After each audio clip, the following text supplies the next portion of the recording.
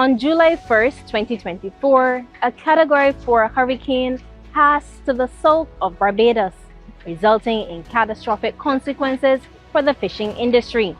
The surging sea, driven by storm-force winds, destroyed 240 boats here at the Bridgetown Fisheries Complex. With millions of dollars in investment gone and livelihoods shattered, the fishing community faced an uncertain future, made even more so by the fact that only 10% of the vessels were insured. Today, 6 months after Hurricane Beryl, we look at the recovery progress so far. We examine how government has assisted the fishing community, what stakeholders have learned, and the impact on boat owners and fishermen who are slowly returning to the waters. We'll also head over to a factory where new boats are being constructed with resilience in mind, and hear stakeholders talk about the need for affordable insurance for the vessels. I'm Krystal Hoyte, and this is Harbouring Hope.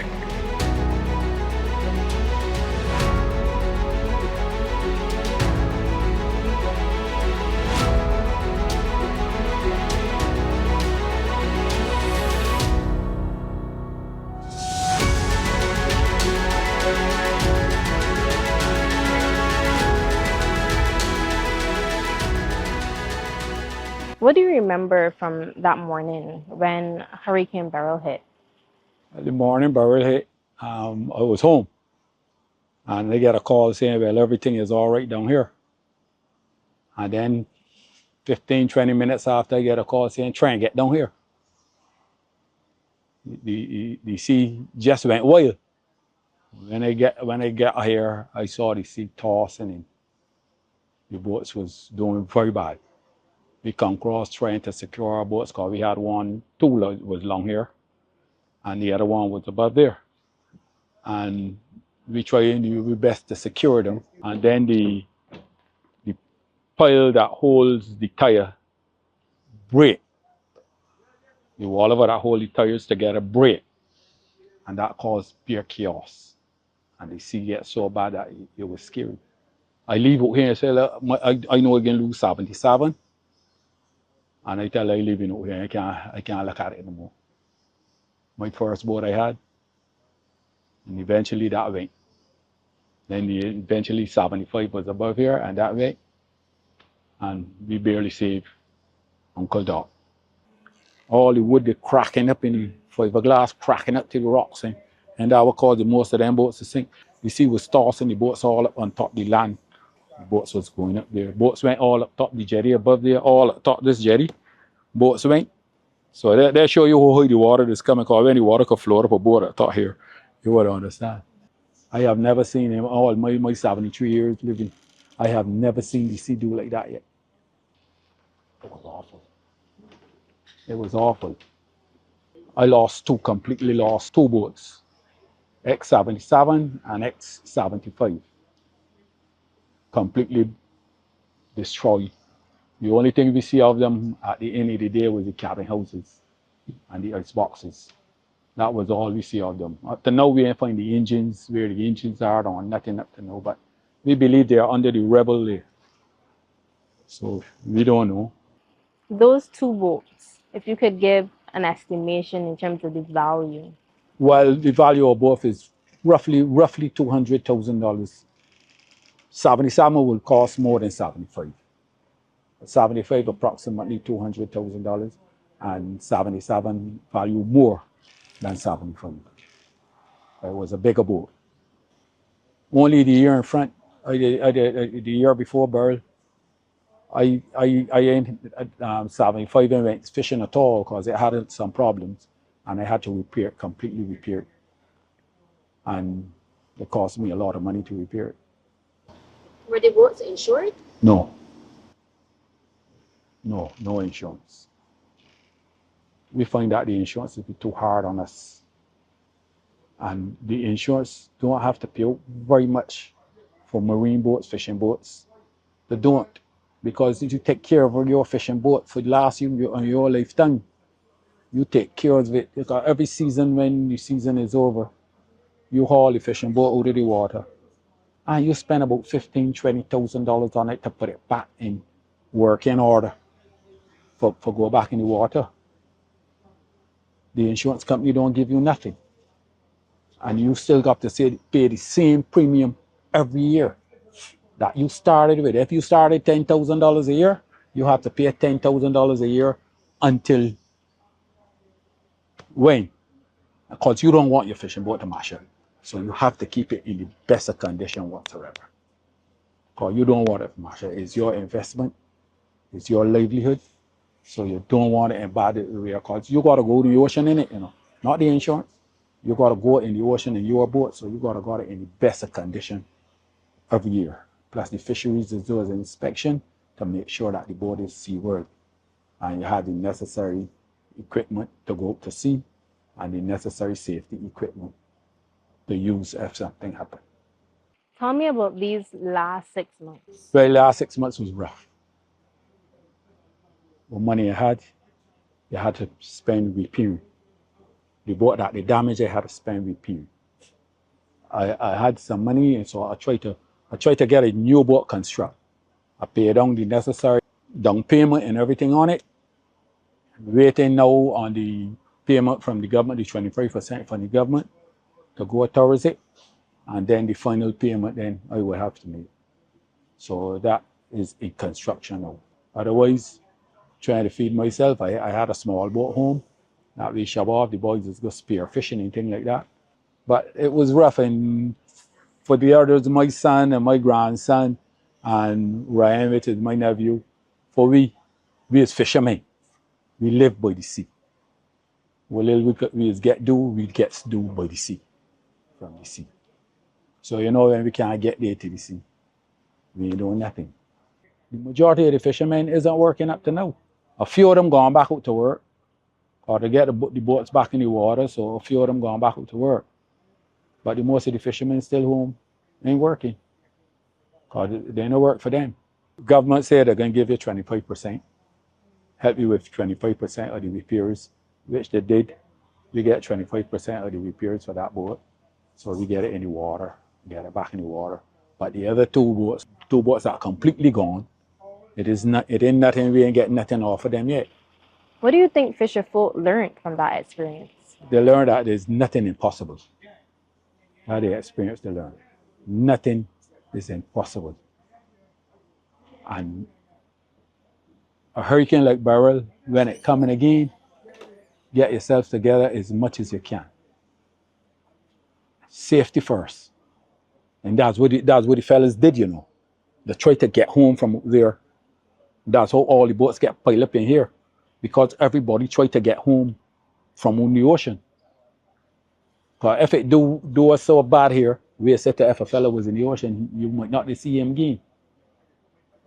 So you had to try and get home, and then all the boats was in here, because it's the only safe harbor that we have right now.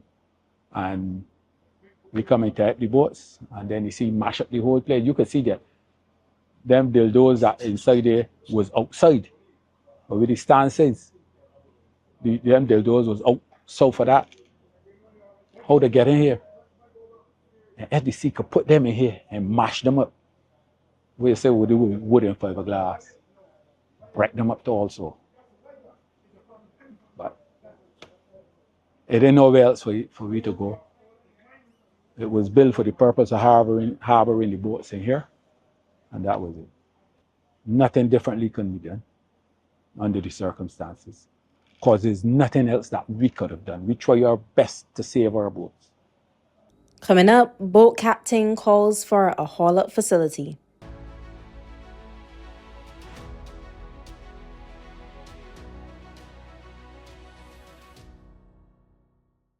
When the time that breakwater came down, everything in here turned disaster. The worst thing that ever happened is Beryl. For my whole fishing, as a matter of fact, for my whole life. And I born around the sea. And Beryl is the worst thing that happened around the sea coast. We had storms where the sea was really rough. But the damage that Beryl caused, it was like, never seen nothing like that before. And they wouldn't like to see nothing like it again. Captain, tell me about the impact that Hurricane Beryl had on your vessel. We said Hurricane Beryl really did a lot of damage to my vessel. Actually, we part, it was part here, right part now. And the bottom of the hull was extensively damaged. The hose, the boat hose was also damaged. And the diesel tanks and water tanks also had to be repaired. We were lucky that the boat didn't sink. The kind of damage that it sustained on the bottom. We see actually put it on top the diesel pier that is here now. So all the concrete and thing would have caused that extensive damage. How much did it cost to fix the boat? It cost us about $60,000 to repair. Government did give about 25% of the cost to repair it, but one of the problems we encountered after we had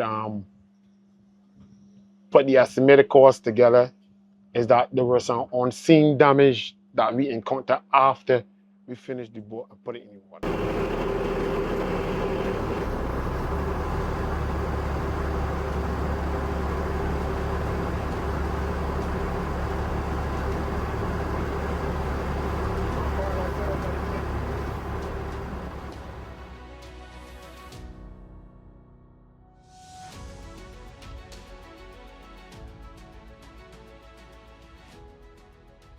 Tell me about the 5 to 6 months that you were unable to fish. Whoa, that was the worst time, the last 6 months of any year you could think about. I mean, there were no boats to work with, none. So we would have had to be home. There was no work, and all we could have done is just basically be home. There was nothing to do. So imagine we still have bills to pay and stuff like that. So it was really, really, really rough. I think it's the worst 6 months a year we ever encountered in terms of a fisherman.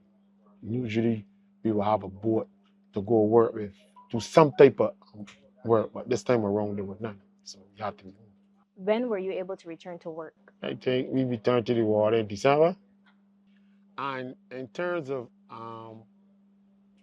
the marine life, since the Beryl passed, we haven't been seeing that type of activity that we are accustomed to. The recent thing seems to be also on the South Coast have been impacted severely by this weather. So you will understand once the reefs get severely impacted, all lives will be impacted because we depend on the efficiencies of the reef. The natural habitat that the reef provides for the fish, it seems to get severe impacted, so very harsh on fishermen on themselves. What lessons have fisherfolk learned from this experience? I think number one lesson we have learned is the fishing industry, the fishermen, boat owners, fisheries, the government, everybody needs to sit down and take a serious look at the infrastructure. The mere fact that Hurricane Beryl had passed in the fishing season was not over. So most of the boats, if not all, were still in the water. 95% of them were out to sea. So what happened is we find that all the boats had to come home now to this safe haven, which is the market. So the market now had to hold all the boats, fishing vessels in Barbados, which it was too much boats for this complex. It's all now still, although we lost so many boats, there's still too many boats for this complex. You understand? So with the complex so jam-packed, there was no room at all. What is needed to prevent something like this from happening again? We have no haul-up facilities in Barbados. In terms of emergency, and you have a haul-up facilities, you could come and get haul-up right away. You understand? You don't have to go through this red tape and wait till this body is available. If you have a haul-up facilities for fishing boats, from the time you hear a disaster, that would give fishermen, boat owners, an option You either take the chance of leaving your boat in the water or hauling it up. And in a natural disaster like that, storm coming or hurricane, nobody ain't leaving the boat in the water. The best place is on the land. We ain't had that option. You understand? That's one of the things that the government seriously. Okay, giving back 25% on repairs to get the boat back in the water is fine.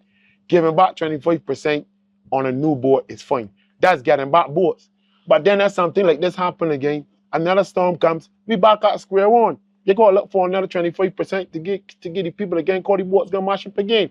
Because we gotta bring them in here again. Nothing has done in here that can stop the disaster from happening again. So we back at square one. Our major issue is getting somewhere to haul up the boats, getting something to haul up the boats. That was our main issue. Everybody that's involved in the fishing industry need to push government towards getting a haul up facility.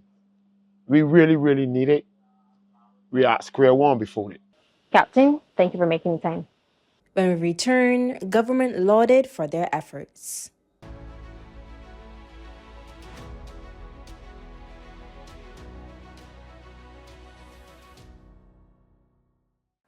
What was the impact of Hurricane Beryl? We lost one 50-foot boat, that's the sister boat to this boat. We lost that the day of Beryl, and this was damaged extensively. So, on a boat repair, started repair 2 days ago. So, let me say, have been challenging so far, but the government came to our aid. And all of us got free hauled out shortly after Beryl. Then there was a 25% disbursement. So can't complain about that part for sure. To be honest with you, government did a lot and they was quite happy. A lot of people were still complaining. Don't whatever you do, you can't make everyone happy. But for this part, I am quite happy. The haul out was free. Then they gave 25%. So that was a pretty good, decent start to help. And there are no, for people who lost boats and people to helping you to get back another boat. So what more can I ask? People might ask more, but I'm pretty satisfied with how government has treated us so far. Tell me about the damage to this boat. All right, this side was the worst. This side is the side of the jetty. And this boat went up toward the jetty twice or 3 times during Beryl, which led to this hole. It wasn't this size, but the damage, then you had to cut it out to actually to get it repaired properly. Then have damage to the rudder, which you don't see there right now, but the keg, which is holding the rudder and stuff, all that was broken off. As you can see, damage, so it got damage inside also that you can't see, but the certain things inside got damage from the bouncing against the jetty and stuff. So yeah, the moorings broken off, the canopy got damaged. Got lost, some of my pickup blocks and stuff got broken off. There's quite a bit things that you could see and then a few that you can't see at this present moment that still has to be done. The hardest part then after the patch it looked like a lot of work, but it's not that bad. But the filling and sanding and getting the boat back out smooth and level is one of the most challenging parts. Can you give a dollar value as it relates to the damage? The estimated is around 48,000. The estimated damage was provided by a marine surveyor, and after that you submitted the report and the government gave you a 25% grant to help to facilitate the repairs. Process was pretty smooth and easy. It wasn't too complicated. Mr. Ford and his team, along with Dr. Shelley-Ann Cox, was on the ground running at all times, coming to see how you're getting through, how them could better assist and all stuff like that. So it wasn't challenging, it was pretty easy.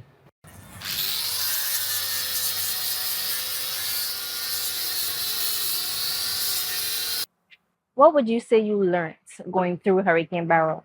It made me stronger as a person.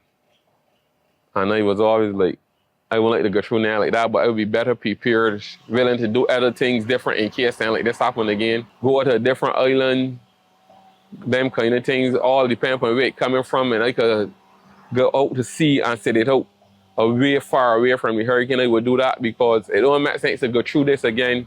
Look, everybody said hauling out the boat. I don't think you could get all of these boats hauled out in a matter of 3 or 4 days. You get a bulletin.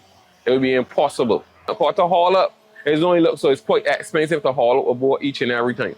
Any lessons as it relates to perhaps insurance? Insurance, to be honest with you, people, they start with insurance, but this being real, when you pay insurance, your insurance charge $18,000 to insure this. After 5 years, that's $90,000. Let me look at it that way. And whenever anything happens, insurance is becoming challenging to get back anything out of it. So a lot of guys, and to be honest with you, a lot of boats wasn't insured really far. Anything is hardly happening to boats. This was a one-off thing. You will find a boat don't be assist one another, so it don't be like every minute you got an accident with a boat. No, it don't be like that. But insurance is way too high. If you continue paying like a high premium like that, it'd be very hard to maintain the boat if the boat calls.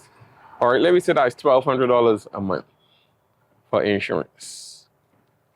You brought out, though you had a decent trip, you could pay it. Then you had a hard trip, then you still can't pay it. The $1,200 every month continuously. You got other things to do. You got maintenance. If you have a mortgage on the boat, you still got to pay your mortgage. So it'd be kind of challenging. Everybody sold insurance, but it'd be kind of challenging.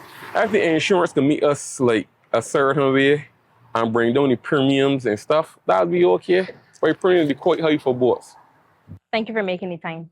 When we return, we're heading to the factory where a new boat is being constructed. Stay with us.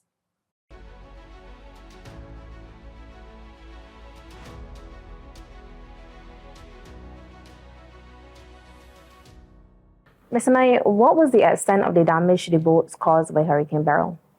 I mean, when we first went to the complex, I personally lost a boat, so I did not go the first day. But the second day, I mean, it was really hurtful, what we saw. So the damage was really devastating. Initially, we decided we were going to do some repairs, so we did about 6 boats. About 4 of them would have been the runaways. At least 3 of them were extensively damaged. But, we managed to work through and we finished most of them within 7 weeks, except some little wrapping up. But then in September is when we decided, we really wanted to get the factory back up and running. So we would have come over here to the factory in September to start back operations. What kind of resources, tools, and workforce did you need to mobilize to carry out these repairs? Well, that I think was the most difficult part because boat builders, repairmen are not something you could just pick up off the street. And the extent of work that needed to be done, we have never seen anything like this in Barbados. So first, most of the boatyards, we work at the temporary boatyards, so most of them did not have electricity. So we had to secure a number of generators. In the factory, we would work with a lot of air tools, which are more comfortable. So we had to then convert to electrical tools. So the cutters, the grinders. In terms of personnel, that was the most difficult part. The tools we could buy off the shelf, but personnel, we had to use up a lot of our old connections because from way back on DI Marine, which were the original builders of these boats, we had to reach out to people that would have worked with us all of those years ago to really help us. We are fortunate that we still had people like Fabian Knight with us, who is probably one of the most sought after fiberglass men in the Caribbean. So we were very fortunate to have at least someone like him, to lead us and really guide us through that period. There's a shortage. We came here to the factory and we decided we were going to train people. So we got the first 8 people. That was in September. And we started with, usually in school, you would start with the theory, but we throw people right into the practical. And why we do it that way is we try to make up your mind, this is a difficult job. If you're going to stick with it, if you can take it. So we are fortunate that the majority of those 8 people, we would have had some changes in and out, but we have always maintained those 8 people training, at least 8, 9, 10 people training. So we are comfortable now in January, we have built up a reasonably skilled workforce. They're not the complete product, but the next stage now is to move them to understanding a lot of the products they're using. This skill level is getting there, but a lot of the theory now we have to put in of why we do things, right? So that is where we are with the training. But it was, even to get young people to stick to this is not the easiest thing. When you go home at night, you feel fiberglass. It is not the most comfortable thing to work with. And even you might be able to smell a little in the factory. There is a scent that goes with working with the styrene. So these are the challenges we had to overcome, and we are still struggling with, but we are fortunate that, the team has stuck with us, and we're getting there in terms of training. What are the most critical repairs that need to be made to ensure the boats are seaworthy again? The most critical repairs is always boats that get punctured under the water. And with fiberglass, it's not like wood that you see a lot of the damage. You depend a lot on knocking fiberglass and listening for difference in sounds when you're repairing fiberglass. A boat could get a lash on the outside and you really don't see it, but there might be some delaminating, right? So that for us was the biggest challenge, like just trying to go through it as slowly as possible and hoping you get all of the spots, even those that were not visible. Diesel tanks are always the most challenging things with a fiberglass repair because diesel leaks through the smallest hole. And I would say repair to diesel tank is something anyone hate doing, including us. So that I would say is the hardest part. How long does it typically take to build a new boat? If you had to be working with 3 people or 4 people, beginning to end, we would say 2 to 3 months. But once you get in a factory setting and you're running a production line, you hope to be putting out a boat every 3-4 weeks, hopefully. But that is if we never had to do anything like that because there has never been a demand. But if we had a setup like that, we think that is the rate we will be able to put out a boat because we'll always be doing something continuously, right? So we will be running a production line. But in terms now of how it takes, I would say 3 months from start, 2 to 3 months from start to finish if you're building one boat at a time. What were some of the challenges? Engines are probably the hardest because engines are not stock on shelf and transmissions, the right ratio. We might find a transmission, but it might not be the right ratio. So that for us, especially ordering ahead, is our biggest challenge. What lessons have you learned from repairing boats damaged by Hurricane Beryl, and how might these lessons impact future repairs or boat building? That's an interesting question. One of the things we're proud of is the boats that we build. Look, we consider these are like what a Hino is to a minibus. This particular boat. These have been around since for the last 29 years. Production of this boat started in 1994. I would have joined the company in 1988. The former company, the Marine, was not at this location. But we are proud to say this particular size boat, the 37, we did not lose any. This is a total fiberglass construction. What amazes us is how well these boats stood up to the battering. They get beaten, they got battered, but we did not lose any. The lessons we learned is to build at the quality that we were building from 30 years ago. I think William Ince, who would have been the founder of that company, I think he was ahead of his time, in terms of the quality of boat that he built with this particular model, the 37 and the 42 Adventure Series. Thank you for making the time. Coming up, we're talking to Chief Fisheries Officer Dr. Shelly-Ann Cots. Stay with us.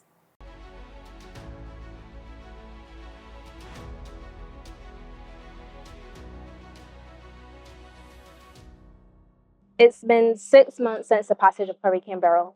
What support has government provided to the fishing community in terms of financial aid, resources, or technical assistance? There have been several programs and initiatives being implemented in the last 6 months. We should start right after Beryl, where the government would have coordinated with private contractors, the vessel lifting services, to make sure that all of the vessels that had a lot of damage were taken out of the water and placed into the dry dock services. Government also is paying for the boatyards, the temporary boatyards, and has arranged the stay for the vessels so that they can complete their repairs before they return to the water. So that was one of the first initiatives, followed by the business interruption benefit. I'm sure you would have seen in the media that captains, crew members, as well as boat owners would have received a business interruption benefit for the first 3 months, and we're in the process now of distributing funds for the second 3 months for those boats that are still on dry dock. So for boat owners, they receive $2,000 each month for the first 3 months, And approximately there would be close to 250 boat owners that would have benefited. And then we have captains and crew members both received $1,500 per month for 3 months, or those that qualify for 6 months. Vendors receive a one-off $1,500 benefit. So that was the business interruption benefit. We're also processing a vessel repair rebate. And this would be, in the first instance, the 25% of what the estimated cost for repairs would be, up to a maximum of 120,000. So that would be 25% of 120,000. So a maximum of $30,000 to help with the vessel repair on land. There have been a lot of NGOs as well supporting the purchase of fiberglass materials, wood. Some persons also came to aid with materials for fish pots. We had several fish pots that were lost in Beryl. I know people are more focused on the boats, but they had a lot of other spillover effects on other fishing communities around the island. And so those materials through NGOs, we also have NGOs involved in paying for launching fees for the boats to return to the water. We're being proactive about what happens after the boats get back into the water in terms of what is needed to, thinking back about when I first spoke to you, maybe 2 years ago, it was the slate we need to reset. But I believe that we could still be on that same trajectory for development of the fishing industry in Barbados. You would see in our back now work has started for the repairs on the breakwater. The contractor, C.O. Williams, has begun to put down a causeway, a road to facilitate the heavy machinery. Many persons would have seen the rocks on Spring Garden as well. Mighty Grinder, our highway, that's the armored stone that will be used to repair the breakwater. And then we're working with having a slipway and finger piers so that we were able to have a travel lift to make sure that the boats are lifted out as quickly as possible. We don't want anything that happened last year to happen again this year. The breakwater and the slipway and finger piers, that timeline is to the beginning of June. Right now we're on track, and once all goes well, we can start putting in the 3 layers of protection. And of course, we know that once that is finished, we have to build back up the jetties as well and do the dredging that is necessary. But right now, we want to be ready before the next hurricane season. And I'm glad that you mentioned the travel lift, because one of the primary concerns by fishermen and boat owners is the lack of haul-up facilities on island. Was the travel lift always the plan, or was this as a result of Hurricane Beryl? Yes, well, actually, that was in last year's estimates for a project to be done here in the Bridgetown complex. So it was in the plans even before Beryl, because we knew the deficit on island. We're aware of the private haul-up facility that's supposed to be coming on stream at Flour Mill this year, and the need to build out those redundancies for haul-up areas across the island. Most of the fish landing sites across the island do have slipways, but you can see with these larger vessels, the technology for the travel lift is needed. Some of these vessels are in excess of 35 to 40 tons. So that's why we have to bring in a 50-ton travel lift to serve the boats in Bridgetown. One of our larger boats, Lady Carmen, that's on the dry dock here, that's one of the heaviest in the fleet.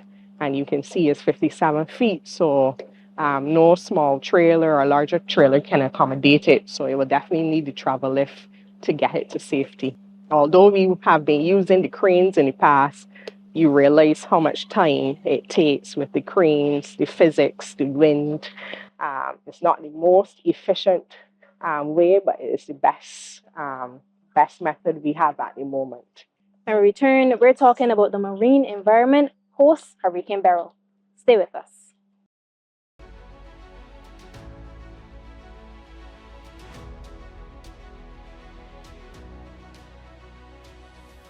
How has the storm affected the marine environment around Barbados? Are there any long-term concerns regarding coral reefs or other critical ecosystems? Yes, some significant impacts. Just last week, I was looking at a video of some impacts on the wrecks underwater. The wreck that we sank, one of the old steel fishing vessels, moves over 50 feet underwater. And, surrounding coral habitats there would be affected after Beryl. Many of our fishers reported that it looked like a lawnmower had gone over the reef. And the reefs is still alert level 3 for in terms of the coral reef watch, suggesting that the temperatures are above average. So we know that we will continue to see bleaching, and if those corals don't bounce back, the corals are the habitat for the reef fish, and reef fish is quite important culturally for our fishing communities, for food security. To be honest, blue economy, maritime operations is very threatened, and it's not that. It is something that we have to be very innovative with our responses and innovations to be able to fight the climate crisis and to do our best to come up with these solutions, but in concert with the fisher folk and what they're doing and co-designing things with them. From a fisheries division perspective, what lessons have been learned post Hurricane Beryl? So we learned a lot of lessons as it relates to the importance of data and formalizing the sector. The fact that many persons didn't have TAMIS numbers, bank accounts. This is something we wanted to address under the FAO project, but it had to be expedited to facilitate the payments. But and boat owners declaring the captains and crew members on their boat. So because of that, it has fast-tracked a lot of work we've been doing with our fisheries information system.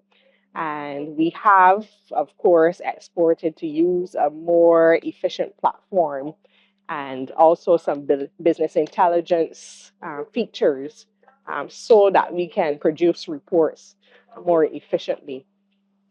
Lessons too about working closely with fisherfolk associations. Presidents were quite helpful as it relates to having people fill out applications, engaging persons, especially boat owners and others, to find out what their needs were. We also learned, and I think the public generally realized how important the sector was and the need for substantial investment in technology, in training programs for the sector. Big spotlight on the boating sector, especially. They need to build that out. We used to export boats from Barbados in the past, but they need to restart that, have more training programs, and even look at what our climate resilient boat must look like. Lots of lessons learned too in terms of social services and the need for insurance beyond just vessel, but persons without life insurance as well. And I think overall it was, although we had the fisheries policy, which had a lot of strategies outlined, and the new legislation, I think a lot of things hit home about the importance and the need to expedite some of the programming. So definitely the need for the investment to make sure that we modernize the sector for the future. And I'm glad that you mentioned insurance, because one of the things that fisher folk, whether it be boat owners or the fishermen, that they've complained about is really and truly how expensive it is for them to secure insurance for their vessel. Yes. And I think, we've been discussing parametric type insurance and more innovative strategies. We've reached out to some persons about looking at a pay-per-use, just like how cars have a pay-per-use type insurance, that if one could be considered for vessels, since we have the vessel monitoring devices actually tracking the distance travel, how far they're going on, so that people could really understand the risk. Because a Moses, a small 12, 60-foot Moses, shouldn't be paying that much when it's barely going 3 miles offshore and being used 3 to 4 times a week. But we've been hearing, though, that it might have to be a standalone project for us to be able to come up with that innovative type insurance scheme. Dr. Cox, thank you for making the time. Thank you very much. Always a pleasure talking to you, Krystal. The road to recovery is long and filled with challenges as authorities work against a clock to complete repairs before the next hurricane season.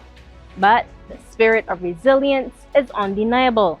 From the boatyards to the fishing docks, the community is rebuilding, learning and adapting to the realities of the climate crisis as the region braces for more storms. I'm Krystal Hoyte. Thank you for joining me.